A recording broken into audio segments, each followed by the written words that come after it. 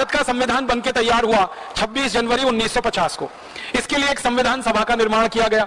उस संविधान सभा में 296 सदस्य थे, जिन्होंने 11 महीने और 18 दिन काम करके संविधान तैयार किया। लेकिन 11 महीने और 18 दिन में काम कुल 166 घंटे हुआ और उसमें संविधान तैयार हो गया। भारत का संविधान दुनिया का सबसे बड़ा संविधान है।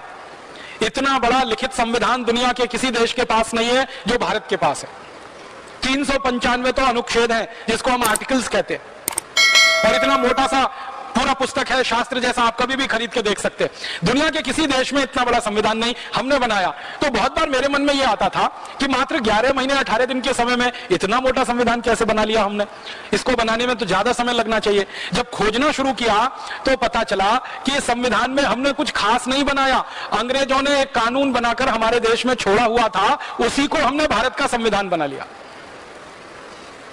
अंग्रेजों का एक कानून था इस देश में 1935 में, उसका नाम था government of India act. Government of India act में जो कुछ लिखा था वही सब कुछ भारत के संविधान में है, कुछ बदला नहीं।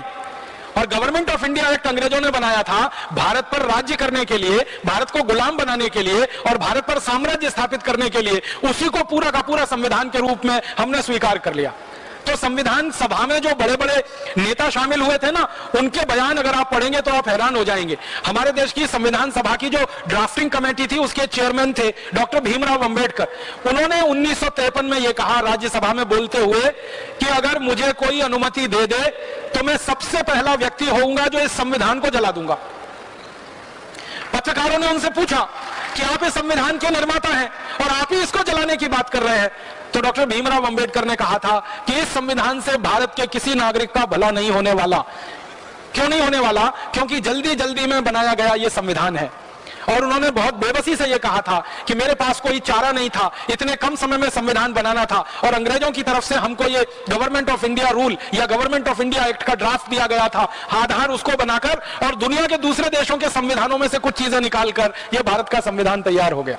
ये भारत के लोगों द्वारा तैयार नहीं किया गया, एक तरह से अंग्रेजों के बनाए गए कानून पर आधारित है। तो परिणाम क्या हुआ? वो संविधान बनने के और लागू होने के पिछले 60 सालों में ही 94 से ज्यादा उसमें संशोधन हो गए। माने संविधान अब ओरिजिनल रहा कहां? 60 साल में 94 संशोधन, 60 इयर्स और 94 अमेंडमेंट्स। इसका माने हर साल में लगभग 1.5 से 2 संशोधन उसमें हुए। इसका माने इतने संशोधन किसी संविधान में तभी हो सकते हैं जब उसमें कोई बहुत बड़ी खराबी हो या कमी हो या कोई बड़ी बुराई हो, वरना इतने संशोधन होने का कोई कारण नहीं है। संविधान सभा में सच्चिदानंद सिन्हा थे, पंडित जवाहरलाल नेहरू थे, सरदार वल्लभ भाई पटेल थे, सरोजिनी नायडू थी, राजकुमारी अमृत कौर थी। ऐसे भारत के बड़े बड़े दिग्गज नेता थे।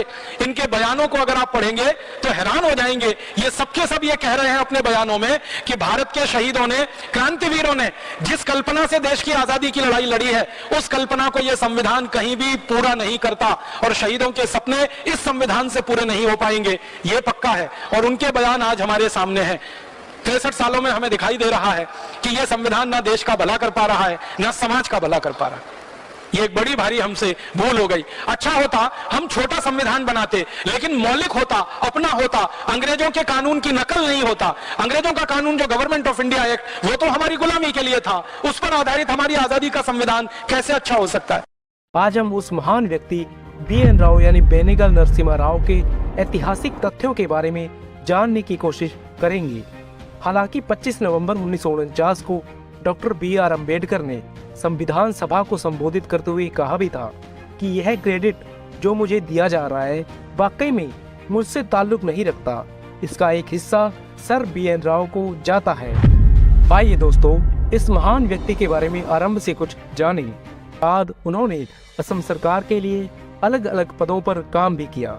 1928-29 में उन्होंने साइमन कमीशन के दौरे के लिए वित्तीय मदद का मेमोरेंडा भी तैयार किया था।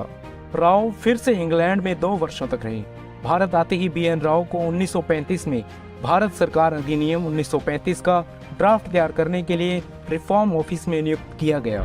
BN राव 5 वर्षों तक कलकत्ता उच्च न्यायालय की न्यायाधीश रहे हैं। BN राव ने लंदन की संसद से लेकर देश के निचले स्तर बर्तानिया तक की एक एक कानूनी प्रक्रिया का अध्ययन कर लिया था। राव को रेलवे कर्मचारियों के भत्ते संबंधी नियम और हिंदू लॉ के प्रोजेक्ट्स भी सौंपे गए थे। 1944 में BN Rao Indian civil service से रिटायर्ड होते हैं और इसी वक्त विद्वान BN राव को कश्मीर के महाराजा हरि सिंह ने अपना प्रधानमंत्री नियुक्त किया। आखिर एक सिविल अधिकारी एक दरबार में कब तक काम करते, इसलिए अगले ही वर्ष उन्होंने प्रधानमंत्री के पद से इस्तीफा दे दिया। इसके बाद राव ब्रिटिश सरकार के रिफॉर्म ऑफिस और गवर्नर जनरल वेवेल के कार्यालय में सचिव के रूप में काम करते रहे और उसके बाद BN राव को एक ऐसा पद सौंपा जाता है जिसके ना होने से आज मुझे, आपको या किसी अन्य नागरिक को इतने अधिकार, इतनी स्वतंत्रताएं, इतने कर्तव्य मिल पाते। वो पद था संवैधानिक सलाहकार का पद। इसी पद के द्वारा संविधान को साफ, स्पष्ट और मार्गदर्शक का रूप दिया गया। संवैधानिक सलाहकार का कार्य उन्हें 1946 को सौंपा गया था। BN राव ने सच्चिदानंद सिन्हा के साथ अपने अथक प्रयास से भारतीय संविधान का प्रथम ड्राफ्ट तैयार किया था और आपको बता दें कि BN राव ने ड्राफ्ट तैयार करने से पहले 22 देशों की यात्रा कर वहां के नीति निर्माताओं, जजों और राजनीतिज्ञों से उनके संविधानों का पूरी तरह से अध्ययन कर लिया था। इसके बाद ही उन्होंने मूल अधिकार, नीति के निदेशक तत्व और संसदीय व्यवस्था से संबंधित तथ्यों को एकत्रित किया था। और आज इस बात का भी पता चलता है कि विदेशी संविधानों का सर्वप्रथम अध्ययन BN राव ने ही किया था। हम बात तो करते हैं कि हमारे देश का संविधान दुनिया के संविधानों के अध्ययन के बाद हुआ, मगर यह केवल और केवल BN राव की बदौलत ही संभव हुआ। राव ने अक्टूबर 1947 में संविधान का प्रथम प्रारूप तैयार किया, जबकि पुनः संशोधित प्रारूप 21 फरवरी 1948 को आरंभ हुआ। राव के ड्राफ्ट में कुल 243 आर्टिकल्स और 8 सेक्शंस थे, जिनको आधार बनाकर ड्राफ्टिंग कमेटी ने 315 आर्टिकल्स तक पहुंचा दिया। इसके बाद संविधान सभा में बहस और 2473 संशोधनों के बाद आर्टिकल्स की संख्या 395 तक जा पहुंची। हालांकि सेक्शंस तब भी 8 ही थे।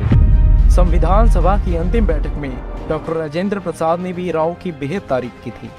BN राव यदि संवैधानिक सलाहकार नहीं बनाए जाते तो संभवतः उन्हें सर्वोच्च न्यायालय का मुख्य न्यायाधीश नियुक्त किया जाता।